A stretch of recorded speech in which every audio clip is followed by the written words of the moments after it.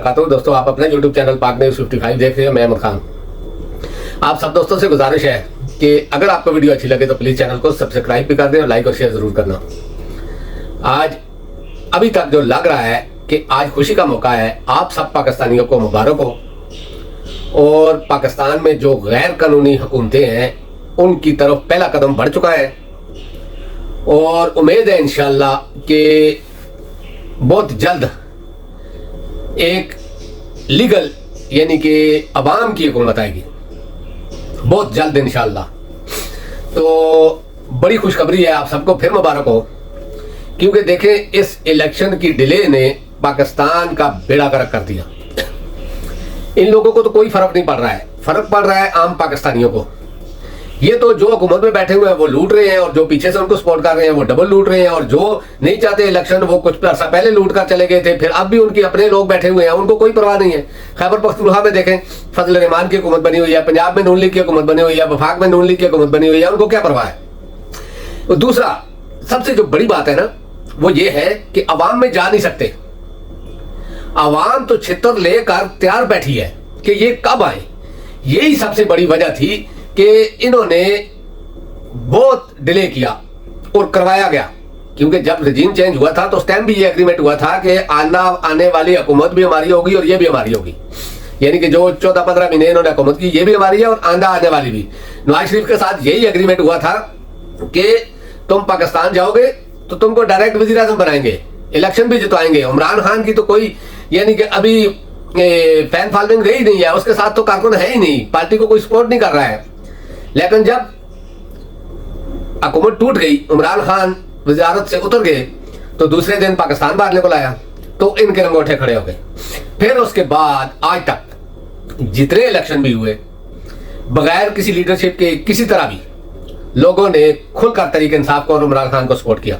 हालांकि आप देखें कि हर आदमी को पता था कि मैंने असेंबली में नहीं जाना और वोटरों को भी ये पता था कि इसने असेंबली में नहीं जाना, लेकिन फिर भी लोग जिद में, यानी कि मोहब्बत एक अलग चीज होती है, जिद में, इन लोगों की जिद में वो तरीके इंसाफ को वोट डालते रहे और अब बदला लेने का वक्त आ गया है। और उम्मीद है इंशाल्लाह कि इस दफा ऐसा सबक सिखाएगी पाकिस्तानी अवाम इन लोगों को, ये जो लोग अपने आप को यानी कि नाउज़ुबिल्लाह ज़मीनी खुदा समझते हैं उनको भी, और आगे से उनके शैतानों को भी इंशाल्लाह। इलेक्शन कमीशन को सुप्रीम कोर्ट ने हुक्म दिया है कि आप सदर के पांव में जाओ, जाकर बैठो और तारीख लेकर वापस आना, इसके बगैर वापस नहीं आना। तो बल्कि सुप्रीम कोर्ट में तो जस्टिस अतर मन्नुल्लाह ने गुस्सा भी किया कि सदर ममलकत ने तारीख क्यों नहीं दी, और अगर उनके पास कल का टाइम है, उन्होंने इससे पहले तक कोई तौहीन नहीं की, लेकिन कल तक है उनके पास टाइम। अगर ये 7 तारीख था, अगर उन्होंने नहीं दी तारीख तो उनके ऊपर भी आर्टिकल 6 लगेगा और इलेक्शन कमीशन को भी वार्निंग दे दी गई है। और आज ही अभी मैं सुन रहा हूं कि 11 तारीख का ऐलान हुआ है, अभी कंफर्म नहीं हुआ है, लेकिन अभी जो तारीख आएगी उस पर इलेक्शन भी होंगे इंशाल्लाह, और जिस तरह भी हुए इंशाल्लाह तरीके इंसाफ की हुकूमत भी आएगी, क्योंकि अवाम उसके साथ है और हुकूमत जरूर आएगी इंशाल्लाह। तो आज ये फैसला तो हो गया कि आप जितना भी डिले करो आखिर आइन आइन होता है। आपने आइन को पांव के नीचे रौंदा, पीडीएम ने, ताकतवरों ने और इलेक्शन कमीशन ने, निगरान हुकूमतों ने, यानी कि सब ने मिलकर आइन को पांव के नीचे रौंदा। लेकिन आज फिर काजी फायज ईसा की अदालत में कमरा नंबर 1 में जो जस्टिस अतर मन्नुल्लाह साहब ने खड़ा किया और जिस तरह के उनके कमेंट्स आए, जिस तरह के उनके यानी कि उन्होंने कमेंट पास किए, उससे तो साफ जाहिर होता था कि अगर अभी थोड़ी बहुत भी हील वजूद हुई तो इलेक्शन कमीशन भी और सदर ममलकत भी दोनों फंसेंगे, क्योंकि ये आखिरी मौका था उनके पास। अगर इसको गिनवा दिया तो आप समझ जाए कि इसके बाद उनका बचना बहुत मुश्किल है। और हो सकता है कि 10-15 मिनट तक इलेक्शन की तारीख आ जाए। वैसे तो मैं सुन रहा हूँ 11 तारीख का, लेकिन अभी तक कंफर्म नहीं हुआ है। हो सकता है इंशाल्लाह कि इलेक्शन की तारीख आ जाए। आप सब तैयारी करो, पाकिस्तान के लिए खुशखबरी का मुकाम है, क्योंकि इलेक्शन के बगैर जो लोग हुकूमत कर रहे थे वो सब 2 नंबर थे, चाहे उनको ऊपर बैठे हुए या नीचे बैठे हुए, सब अपना अपना उल्लू सीधा कर रहे थे। पंजाब गवर्नमेंट को देखो, खैबर पख्तूनख्वा को देखो, वफाक को देखो, सिंध को देखो, बलूचिस्तान को देखो, और मुजफ्फराबाद, आजाद कश्मीर और गिलगित बल्तिस्तान, यानी कि इन्होंने अपनी हुकूमतें लाई। तो अब पीडीएम में बैठी हुई सिर्फ एक पीपल पार्टी जो है उसको थोड़ा सा फेवर मिला है इलेक्शन, क्योंकि वो भी डर गए थे कि इलेक्शन नहीं होगा। लेकिन बाकियों के तो पसीने निकले हुए हैं, और खास करके नून लीग और फजल रहमान।